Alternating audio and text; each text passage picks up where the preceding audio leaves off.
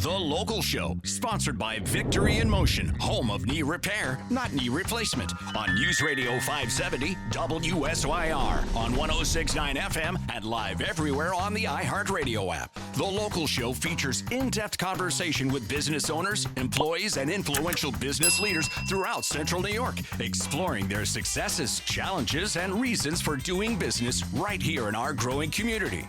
The Local Show is produced locally by Zoe Advertising. Now your hosts, Tom and Steve. Bounding back into the Local Show with Tom and Steve. If you're going to bound with anyone, why not bound with us?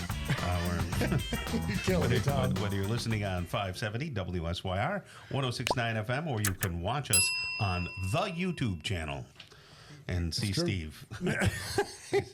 It's his show after all. Yeah, it is my show after all. Now, imagine if you weren't part of this. What a mess this would be.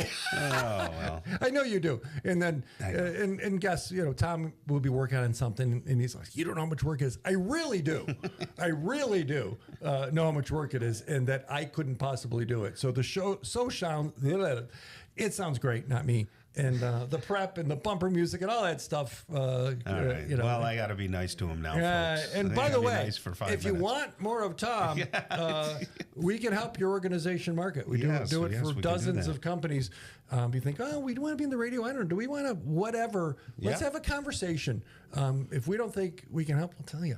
But reach out to Steve. I return my email, not like Tom. Steve at ZoeAdvertising.com. That's right. Or say hey and how much you hate us, whatever you want. We'd love to hear from you. Absolutely. We really would. So it's our pleasure to bring another Skaneateles business onto the airwaves with us. Kind of the all-encompassing. You guys are like the Maharashis up there, the gurus. Frank Moses is the executive director of the Skaneateles Lake Association. And actually, Frank, I really don't know what you do. He's the water guy. This is a good place to start. The plant guy, the sea guy. Tell everybody, what is it that you guys do? Yeah, we know Skaneateles, and we know Skaneateles Fest and all the things they're doing. Yeah. So there's a big body of water there. Tell us, what the heck, what are you, and what do you do, and where'd you come from? Yeah, sure. So the Skaneateles Lake Association has been going on since 1969, been fully volunteer run through 50 plus years. But then in 2017, the lake experienced a lake-wide harmful algal bloom. And that really woke up the neighborhood. We thought the community members said, well, this could never happen to Skaneateles. It's so clean, which it is still to this day, so clean and so much to protect. But that's when the leadership at this volunteer-run organization said we've got to bring in some professionals and have someone that's ever present there for the community. And that was you? I had one predecessor, a phenomenal woman named Rachel DeWitt. You may have heard news about her last year. Yeah. She was on David Muir's America Strong and was swimming the whole length of the lake for raising awareness about the lake. I did see that.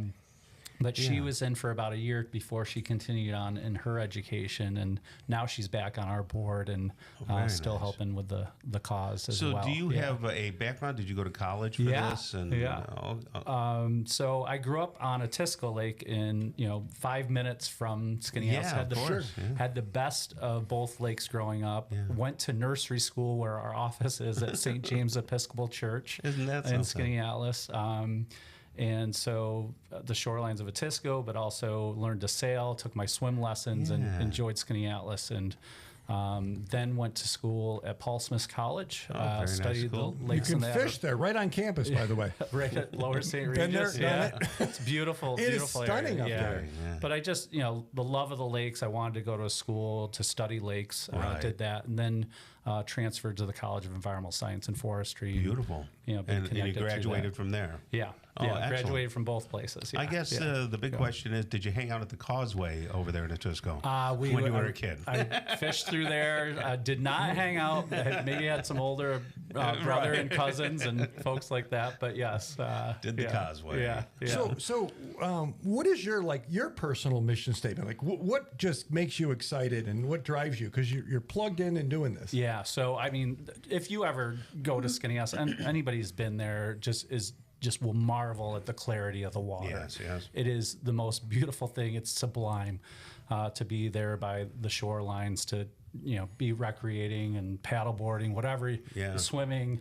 I mean, I still have, memories of going in and the lifeguard saying, "Can you tread water for 2 minutes?" And it was like July 5th. Right. And your teeth it would steal your breath. Yeah. The water's your teeth would be chattering. And it was just, lake's warmer these days, which is some of the big problems that we're facing. So it's been a calling to see that, there's these threats and what we can do to make sure that we have it just as good as we had it growing up. Right. Yeah. I mean, I want that clean water for my kids. My kids over at Lourdes Camp this week. That's I don't know if you talk to folks from there, but it's just such a great place to inspire the love for the lake. That's at the end of East Lake Road, right? Yeah, it's down at middle, isn't it? 10 Mile Point down the east side. Yeah, that's absolutely. Yeah. So when I first heard about these algal blooms, I thought, where the heck did they come from? Why here? And I live up 5 minutes away from Oneida Lake, and I've been up there for 33 years.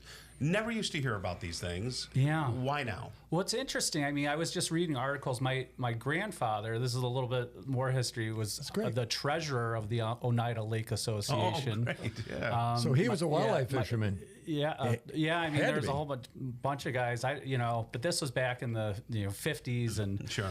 But they had issues back then. They brought in the USGS to do some studies. That out of Cicero, they changed the sewage pipes to make sure the stuff wasn't going in the lake then.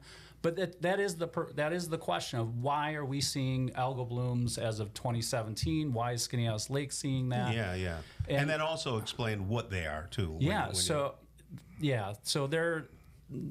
cyanobacteria, which is, you talk to the scientists, will tell you they've been around for billions of years, and since the dinosaurs. Probably. Before. I mean, they really were adding oxygen to our atmosphere, in the development of the earth, and they're natural. But what's not natural is to the degree that they're getting in these freshwater lakes and producing these toxins.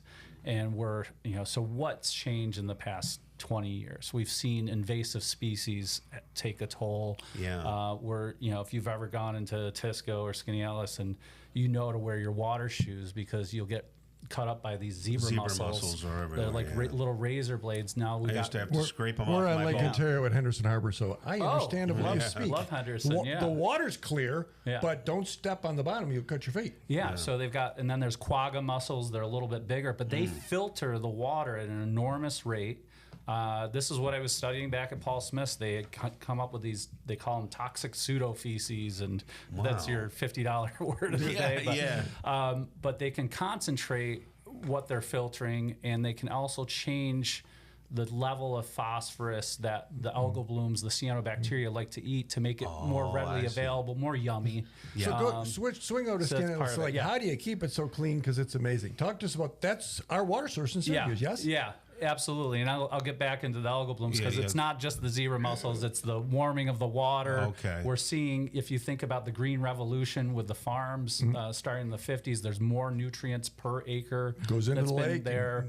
But it's our septic, it's all the different nutrients. It's the lake reacting to excessive nitrogen and phosphorus more than it can naturally handle. So give us a 30-second brag on Skaneateles Lake. Yeah, you bet. So it's one of the cleanest lakes in the country. It's that way because it's the highest elevation in the Finger Lakes. And we have a very small watershed. So wherever the raindrops hit, there's not a lot of land that it goes through, so it can't. That makes sense. But we still have chocolate milk challenges, is what we call them, with the muddy, turbid waters coming into the lake. But the point being is that we have this gift of one of the cleanest lakes, and that's why we're working hard every day to care for this gift. And you're the caretaker of that lake, it seems like, the one that comes to the water. Absolutely. That's your baby. Yeah, I mean, we're the only not-for-profit that's solely dedicated to caring for the water quality of this lake. We have many community partners, the City of Syracuse. This is the city's water. And you win awards for the water, all that at skaneateleslake.org. So Skaneateles is amazing. You'll see the lake when you go to the Skaneateles Festival. Skaneateles Festival out there. Skaneateleslake.org. We appreciate you joining us. Thanks so much, Steve. Thanks, Tom.